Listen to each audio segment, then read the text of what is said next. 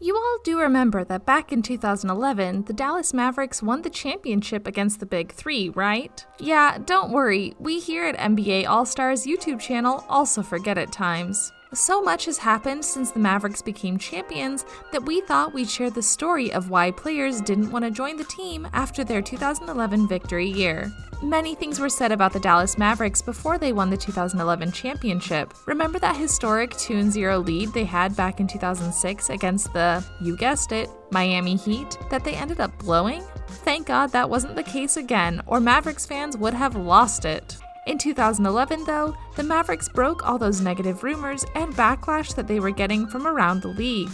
And no wonder, if even the soft and old Dirk Nowitzki was the MVP Finals that year. They even laughed at Jason Terry's tattoos he got of the championship before Dallas had even won it that year. Deshaun Stevenson, Tyson Chandler. We got guys that's all-stars, starters. It don't matter. We got it. We have what it takes right now in this room to win a championship. I'm gonna get a tattoo of the trophy right now to show you what I mean. Man, you crazy, Jet. That's what you gotta tell you crazy, man. I don't know what you're talking about. Show up to shoot around the next morning, coach done talking. I showed coach.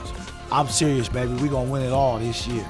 Right here. I got a tattoo to prove it. That would have been pretty awkward, though, if Dallas had lost that year.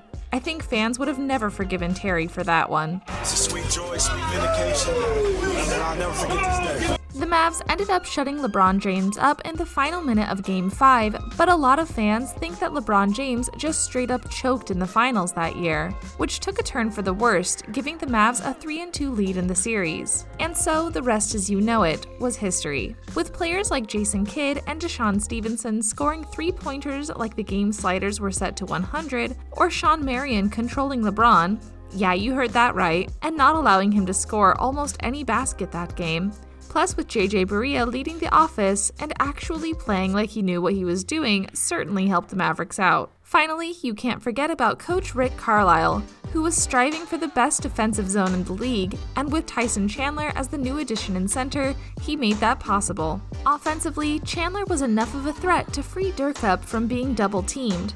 Plus, his attitude and leadership qualities made him the missing piece that the Mavericks needed to become champions. This underestimated group of veterans won the NBA Finals, and the only thing that made winning that year so much more enjoyable was winning when everyone doubted them. It must have felt good to prove the haters wrong. But Dallas doesn't plan on giving up power anytime soon. That's why what happened next was so strange. The Mavericks decided not to try and repeat the following year.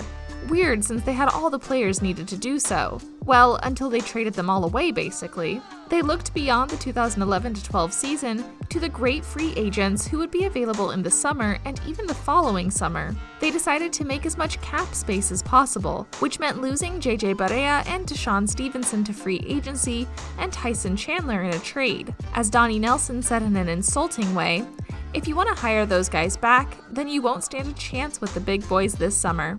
Can you believe a GM saying that about the players that helped bring Dallas their first championship? The main reasons were, first, the 2011 lockout resulted in a new collective agreement. Second, considering that their stars were getting older, a new face of the franchise would be needed in a short time, but trying to take things slowly to avoid the scandal that they seemed to want to throw away their current championship season, Dallas signed an old Vince Carter and acquired Lamar Odom. But Lamar Odom was in the midst of personal problems that almost caused him to take a break from basketball. That didn't stop him from playing badly, and some would say that's an understatement, which is not a subjective opinion because he admits it in his autobiography, saying he didn't do his best. In the end, they ended up firing him, but the damage was already done. I was just in a really emotional part of my life. And I told Marc Cuban, the place that I was in, that one of my closest relatives just got killed.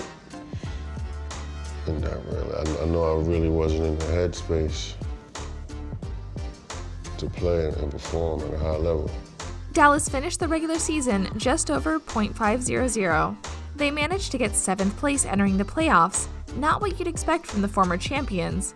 But unfortunately, the problems didn't end there. The OKC team swept them on the court. The Mavericks' defense missed Tyson Chandler very much with no one to protect the rim. James Harden of the Thunder lived in the paint that series. driving to the basket and scoring whenever he wanted.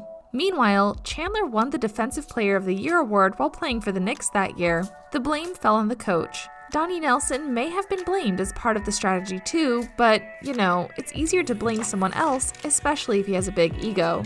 The chance to make things right came in the offseason of 2012 by getting one of those brilliant free agents they sacrificed Chandler for. The Mavs wanted Deron Williams, a Texas native, but they were so confident that they were going to land him that they didn't even set up a meeting with Williams.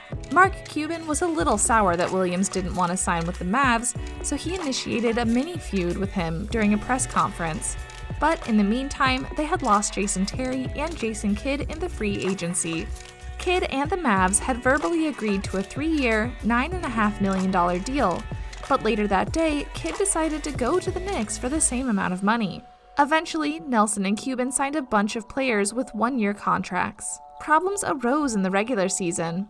Dirk underwent surgery during the summer and missed a lot of games recovering, and the young duo of O.J. Mayo and Collison was not effective whatsoever. So, in late November, the Mavs chose Derek Fisher to be the new Jason Kidd. But after only 9 games, Fisher was asked to be released. He was a little hurt and struggling to stay away from his family in Los Angeles. Cuban released him, but what was left for the Mavs to do then? Dallas didn't even make the playoffs this season. Then, in the summer of 2013, Mayo got out of the way and it was time to sign some big boys. First, Chris Paul, and then, importantly, they wanted to sign Dwight Howard. This time they took meetings seriously. Cuban and Dirk attended the pitch meeting in order to try and persuade the players to sign with them, but the problem is that a team that didn't make the playoffs didn't have the same consideration. And Dallas is not such a big city compared to Los Angeles or New York, or Houston, where Dwight ended up. But unlike last summer, the Mavs had a plan B. They secured Jose Calderon at the point, Sam Dalembert in the center, and Monta Ellis as a guard. And they still had Sean Morrison and, of course, Dirk. The team was somewhat happy with the worthy list. That Cuban said he was glad he didn't get Dwight Howard. I think Cuban was being a little salty though, but who knows. The summer and the season got better, giving them a break. Jose Calderon proved a profound threat, which opened up things for Dirk, who played well, and Monta Ellis proved to be a valuable addition. With a record of 49-33, the Mavs made the playoffs as the 8th seed. Against the Spurs, the Western Conference champions, everyone predicted the Mavs' demise, but Rick Carlisle had other plans. Using a fluid lineup, running and gunning offense, and a swarming defense that saw Sean Marion all over the court, the Mavs took the Spurs to 7 games. Crushed in the second and third games, 37-year-old Vince Carter told the world that the guys always have more to offer by firing a 3-point shot at the last second to win the game by 1. 1.7 to play. What kind of look is it going to be? It comes into the corner for the win. Yes! Yes! Do you believe it? Vince Carter! Isn't that something to see? Vince Carter did it for the Mavericks. Although they eventually lost Game 7 and were eliminated in the first round once again, this time it wasn't as embarrassing. They gave the Spurs their toughest series on the road to the title, and Pop had nothing but praise for the team that almost bothered him. For the 2015 season, Dirk received a pay cut to free up some money, and the Mavs went after Melo. They even got Tyson Chandler back into a 6-player deal with the Knicks. But Melo wasn't going to come, so Dallas tried other strategies. It was announced that Chandler Parsons signed an offer with Dallas. Parsons had the potential to contribute now and perhaps be a successor to Dirk as the face of the franchise. And Cuban liked him so much that he made it seem like Parsons was always the first choice. Despite losing Marion, the Mavs ended up with more of the 2011 team than the year before with Dirk, Tyson, and they got fan favorite JJ Barea back. At the beginning of the season, the Mavs had one of the best offenses in the league. Dirk, 36, played fewer minutes, but Monta Ellis was becoming the team's top scorer. It was the first time Dallas had a leading scorer other than Dirk since 2000. They seemed to be able to make a playoff move, but there were doubts about their lineup and they had no depth in the team, so Cuban decided to trade for Rondo. The Mavs love a veteran PG. Hopes were high. With Rondo on the team now, the betting markets went from 16-1 Mavs winning the finals to 8-1. But Rondo didn't fit into the Mavs' system and ended up fighting Carlisle. Carlisle sometimes benched him in the fourth quarter. In the playoffs against Houston, things got worse. Parsons had been struggling with an injury and only played in the first game, losing by 10 points. and then a 12-point lose in the second game, which showed that Rondo didn't fit into the system. He was too aggressive with James Harden, getting a lot of fouls, which Carlisle got tired of and left Rondo on the bench for the rest of the game. Then the Mavs claimed he had a back injury, which we know wasn't true, so they didn't use him for the rest of the series. Dallas avoided the humiliation of being swept that year, but if that's what you're trying to accomplish, then was it really a successful year? Then again, the Mavs let Tyson Chandler go to get a great free agent. They wanted DeAndre Jordan. Maybe now it was worth it, because DeAndre Jordan, the current rebound leader in the NBA, verbally agreed to a 4-year deal with the Mavericks. The plan Cuban tried to put in place in 2011 finally worked 4 years later. The Mavs were finally ready to take off to new heights until, a few days later, Jordan pulled out of the deal. With some words from the Clippers, DeAndre changed his mind and decided to stay in LA. And Marc Cuban was in trouble again. Chandler Parsons solidified his state of total failure for the Mavs when a torn meniscus ended his season. Dallas faced OKC in the playoffs, but injuries dictated the Mavs' lineup instead of Carlisle's decisions. They narrowly won the second game after a review canceled Steven Adams' putback, which saved them from being swept once again. They ended up losing that series 4-1. That summer, Dallas signed Harrison Barnes and Andrew Bogut, who played for Golden State that year. Does it sound weird that they were available? Well, it's just that the Warriors had signed Kevin Durant and needed to make room.